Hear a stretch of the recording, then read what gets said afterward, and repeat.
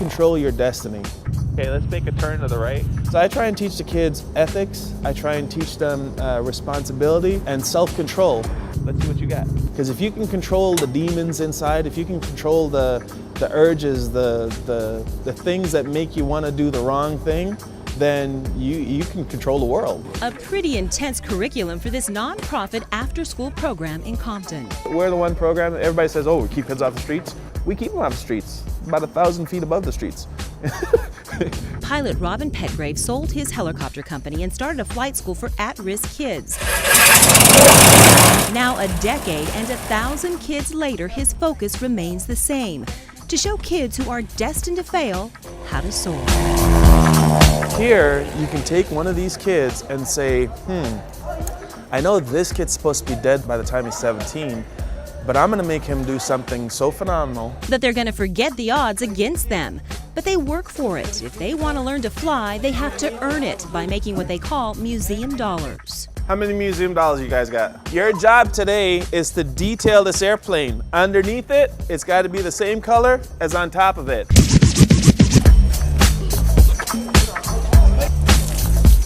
I think it's pretty cool because not all kids get the opportunity to come down to a place like this, go flying, or, hang around with Tuskegee Airmen and talk to them. That's right, the Tuskegee Airmen aren't just part of the history of World War II on the walls here. The pilots, now in their 80s, spend time at the school, mentoring and challenging the next generation.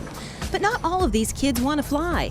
They just need a safe place, away from gangs, drugs, and trouble. Diallo has no interest in being a pilot, but he's there every day because he knows when he gets to be 18 and he figures out what he wants to do, he's gonna have museum dollars. We'll pay for his college. And even with all the success stories, all the plaques on the wall, the reality is you can't save every kid. And this letter is painful proof of that.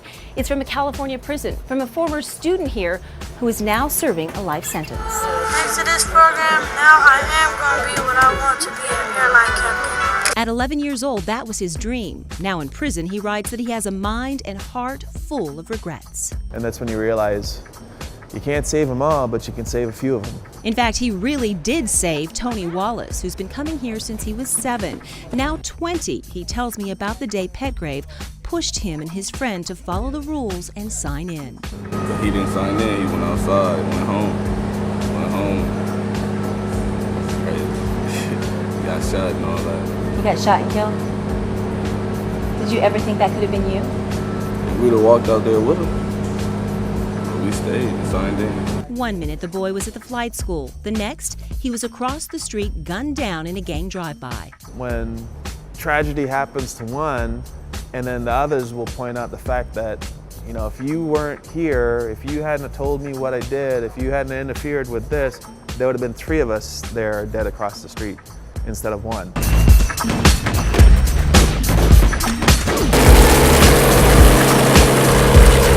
Those mean streets seem so far away when you're flying.